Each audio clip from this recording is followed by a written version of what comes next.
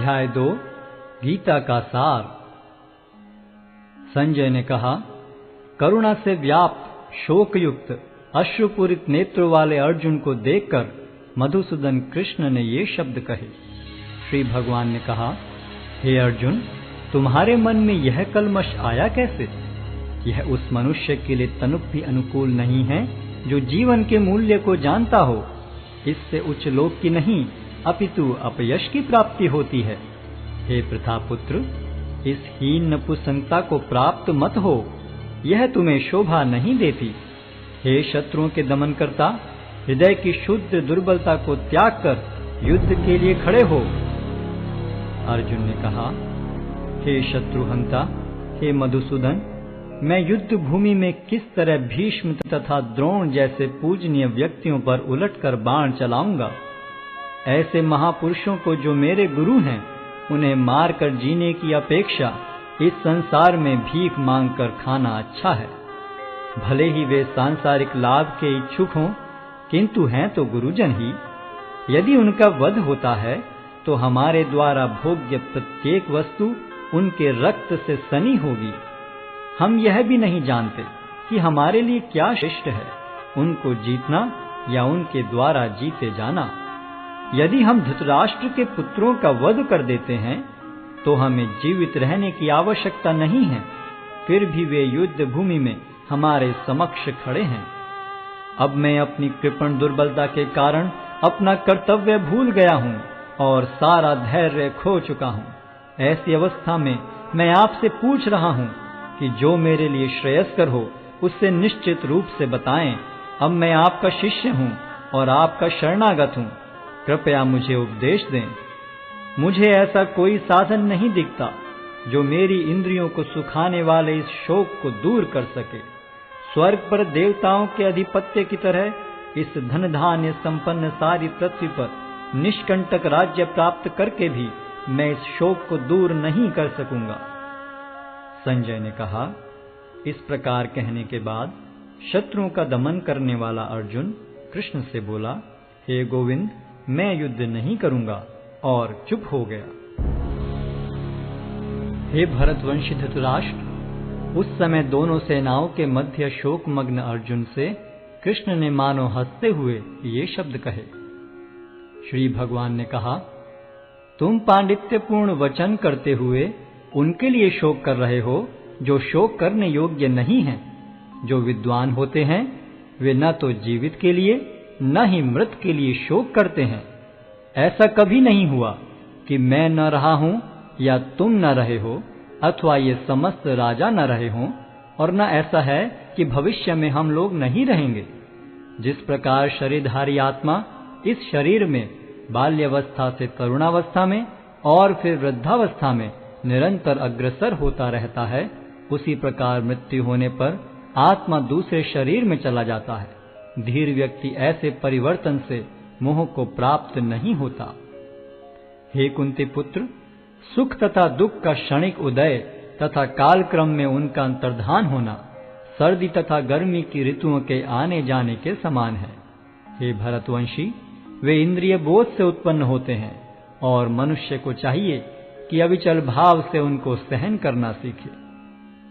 हे पुरुष श्रेष्ठ अर्जुन, जो पुरुष सुख तथा दुख में विचलित नहीं होता और इन दोनों में संभाव रखता है, वह निश्चित रूप से मुक्ति के योग्य है। तत्वदर्शियों ने यह निष्कर्ष निकाला है कि असत का तो कोई चिरस्थायित्व नहीं है, किंतु सत अपरिवर्तनीय रहता है। उन्होंने इन दोनों की प्रकृति के अध्ययन द्वारा यह निष्कर्ष निकाला है। जो सारे शरीर में व्याप्त है उसे ही तुम अविनाशी समझो। उस अव्यय आत्मा को नष्ट करने में कोई भी समर्थ नहीं है। अविनाशी, अप्रमेय तथा शाश्वत जीव के भौतिक शरीर का अंत अवश्यम भावी है। अतः हे भरतवंशी, युद्ध करो। जो इस जीवात्मा को मारने वाला समझता है तथा जो इसे मरा हुआ समझता है, वे दोनों ही अज्ञानी हैं, क्योंकि आत्मा न तो मरता है और न मारा जाता है। आत्मा के लिए किसी भी काल में न तो जन्म है न मृत्यु। वह न तो कभी जन्मा है, न जन्म लेता है और न जन्म लेगा। वह अजन्मा, नित्य, शाश्वत तथा पुरातन है। शरीर के मारे जाने पर वह मारा नहीं जाता। हे पार्थ, जो व्यक्ति यह जानता है कि आत्मा अविनाशी, अजन्मा, शाश्वत तथा अव्यय है, वह भला किसी को कैसे मार सकता है या मरवा सकता है? जिस प्रकार मनुष्य पुराने वस्त्रों का त्याग कर नए वस्त्र धारण करता है, उसी प्रकार आत्मा पुराने तथा व्यर्थ के शरीरों को त्याग कर नवीन भौतिक शरीर धारण करता है। यह आत्मा न तो कभी किसी शस्त्र द्वारा खंड खंड किया जा सकता है, न अग्नि द्वारा जलाया जा सकता है, न जल द्वारा भिगोया या वायु द्वारा सुखाया जा सकता है। यह आत्मा अखंडित तथा अघुलनशील है। इसे न तो जलाया जा सकता है, न ही सुखाया जा सकता है। यह शाश्वत, सर्वव्यापी, अविकारी, स्थिर तथा सदैव एक सा रहने वाला है। यह आत्मा अव्यक्त, अकल्पनीय तथा अपरिवर्तनीय कहा जाता है। यह जानकर तुम्हें शरीर के लिए शोक नहीं करना चाहिए। किंतु यदि तुम यह सोचते हो कि आत्मा अथवा जीवन का लक्षण सदा जन्म लेता है तथा सदा मरता है, तो भी हे महाबाहु, तुम्हारे शोक करने का कोई कारण नहीं है। जिसने जन्म लिया है उसकी मृत्यु निश्चित है और मृत्यु के पश्चात पुनर्जन्म भी निश्चित है। अतः अपने अपरिहार्य कर्तव्य पालन में तुम्हें शोक नहीं करना चाहिए। सारे जीव प्रारंभ में अव्यक्त रहते हैं, मध्य अवस्था में व्यक्त होते हैं और विनष्ट होने पर पुनः अव्यक्त हो जाते हैं। अतः शोक करने की क्या आवश्यकता है? कोई आत्मा को आश्चर्य से देखता है, कोई इसे आश्चर्य की तरह बताता है तथा कोई इसे आश्चर्य की तरह सुनता है, किंतु कोई कोई इसके विषय में सुनकर भी कुछ नहीं समझ पाते। हे भरतवंशी, शरीर में रहने वाले का कभी भी वध नहीं किया जा सकता। अतः तुम्हें किसी भी जीव के लिए शोक करने की आवश्यकता नहीं है। क्षत्रिय होने के नाते अपने विशिष्ट धर्म का विचार करते हुए तुम्हें जानना चाहिए कि धर्म के लिए युद्ध करने से बढ़कर तुम्हारे लिए अन्य कोई कार्य नहीं है। अतः तुम्हें संकोच करने की कोई आवश्यकता नहीं है। हे पार्थ, वे क्षत्रिय सुखी हैं जिन्हें ऐसे युद्ध के अवसर अपने आप प्राप्त होते हैं, जिससे उनके लिए स्वर्ग लोक के द्वार खुल जाते हैं। किंतु यदि तुम युद्ध करने के स्वधर्म को संपन्न नहीं करते, तो तुम्हें निश्चित रूप से अपने कर्तव्य की उपेक्षा करने का पाप लगेगा और तुम योद्धा के रूप में भी अपना यश खो दोगे। लोग सदैव तुम्हारे अपयश का वर्णन करेंगे और सम्मानित व्यक्ति के लिए अपयश तो मृत्यु से भी बढ़कर है। जिन जिन महान योद्धाओं ने तुम्हारे नाम तथा यश को सम्मान दिया है, वे सोचेंगे कि तुमने डर के मारे युद्ध भूमि छोड़ दी है और इस तरह वे तुम्हें तुच्छ मानेंगे। तुम्हारे शत्रु अनेक प्रकार के कटु शब्दों से तुम्हारा वर्णन करेंगे और तुम्हारी सामर्थ्य का उपहास करेंगे। तुम्हारे लिए इससे दुखदाई और क्या हो सकता है?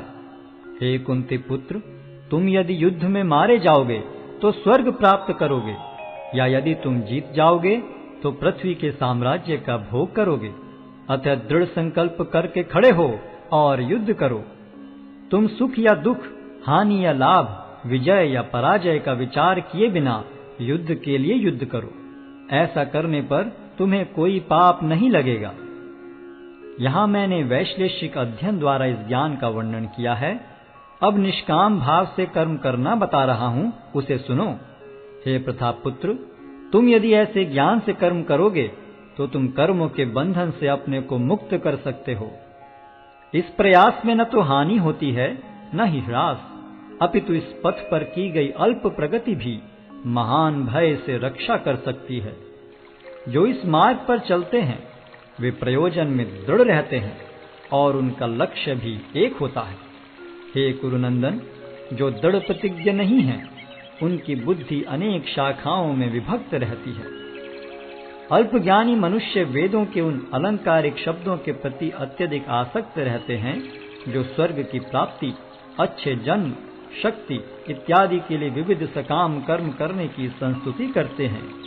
इंद्रिय तृप्ति तथा ऐश्वर्य में जीवन की अभिलाषा के कारण वे कहते हैं कि इससे बढ़कर और कुछ नहीं है। जो लोग इंद्रिय भोग तथा भौतिक ऐश्वर्य के प्रति अत्यधिक आसक्त होने से ऐसी वस्तुओं से मोहग्रस्त हो जाते हैं, उनके मनों में भगवान के प्रति भक्ति का दृढ़ निश्चय नहीं होता। वेदों में मुख्यतया प्रकृति के तीनों गुणों का वर्णन हुआ है। हे अर्जुन, इन तीनों गुणों से ऊपर उठो, समस्त द्वैतों और लाभ तथा सुरक्षा की सारी चिंताओं से मुक्त होकर आत्मपरायण बनो। एक छोटे से कूप का सारा कार्य एक विशाल जलाशय से तुरंत पूरा हो जाता है। इसी प्रकार वेदों के आंतरिक तात्पर्य जानने वाले को उनके सारे प्रयोजन सिद्ध हो जाते हैं। तुम्हें अपना कर्म करने का अधिकार है, किंतु कर्म के फलों के तुम अधिकारी नहीं हो। तुम न तो कभी अपने आप को अपने कर्मों के फलों का कारण मानो, न ही कर्म न करने में कभी आसक्त हो। हे अर्जुन, जय अथवा पराजय की समस्त आसक्ति त्याग कर समभाव से अपना कर्म करो। ऐसी समता योग कहलाती है।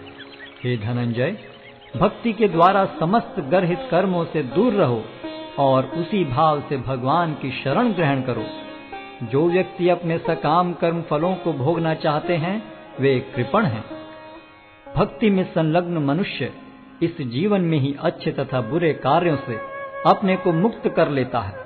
अतः योग के लिए प्रयत्न करो, क्योंकि सारा कार्य कौशल यही है। इस तरह भगवत भक्ति में लगे रहकर बड़े बड़े ऋषि, मुनि अथवा भक्तगण अपने आप को इस भौतिक संसार में कर्म के फलों से मुक्त कर लेते हैं। इस प्रकार वे जन्म मृत्यु के चक्र से छूट जाते हैं और भगवान के पास जाकर उस अवस्था को प्राप्त करते हैं जो समस्त दुखों से परे है। जब तुम्हारी बुद्धि मोह रूपी सघन वन को पार कर जाएगी, तो तुम सुने हुए तथा सुनने योग्य सब के प्रति अन्य मनस्क हो जाओगे।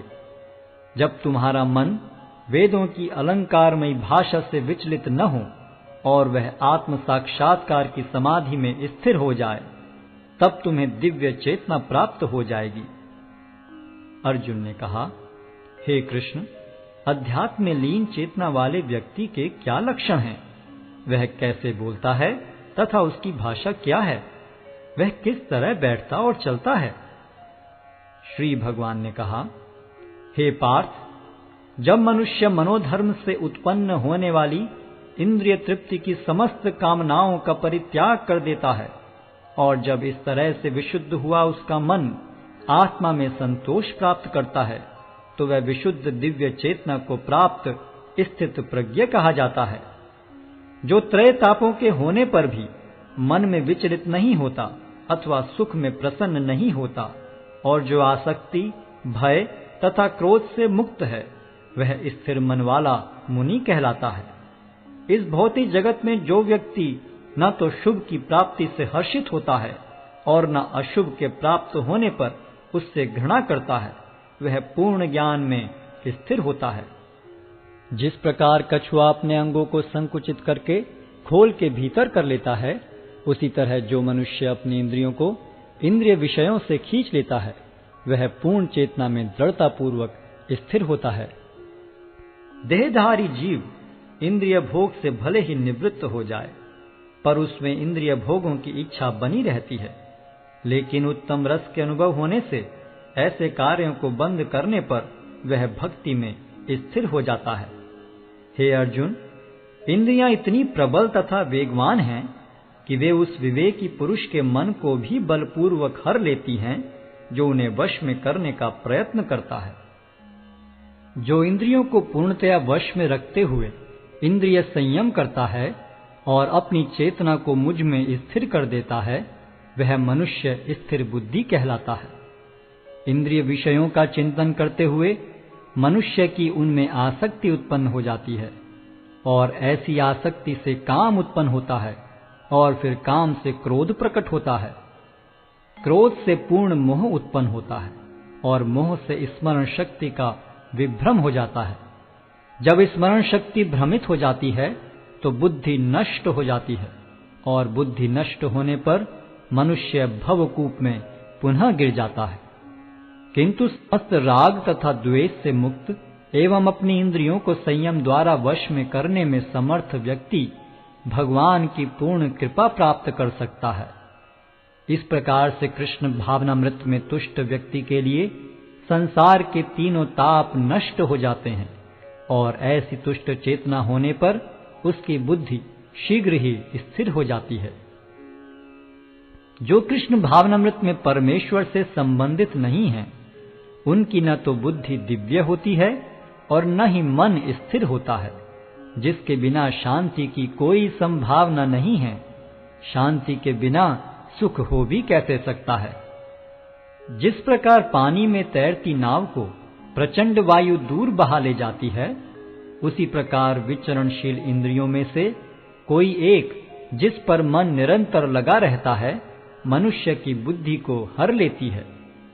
अतः हे महाबाहु, जिस पुरुष की इंद्रियां अपने अपने विषयों से सब प्रकार से विरत होकर उसके वश में हैं, उसी की बुद्धि निस्संदेह स्थिर है।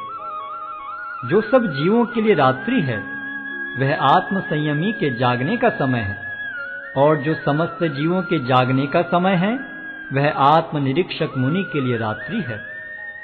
जो पुरुष समुद्र में निरंतर प्रवेश करती रहने वाली नदियों के समान इच्छाओं के निरंतर प्रवाह से विचलित नहीं होता और जो सदैव स्थिर रहता है, वही शांति प्राप्त कर सकता है, वह नहीं जो ऐसी इच्छाओं को तुष्ट करने की चेष्टा करता हो।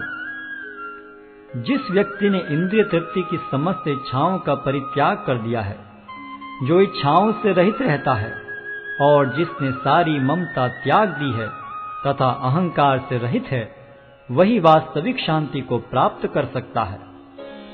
यह आध्यात्मिक तथा ईश्वरीय जीवन का पथ है, जिसे प्राप्त करके मनुष्य मोहित नहीं होता। यदि कोई जीवन के अंतिम समय में भी इस तरह स्थित हो, तो वह भगवत धाम में प्रवेश कर सकता है।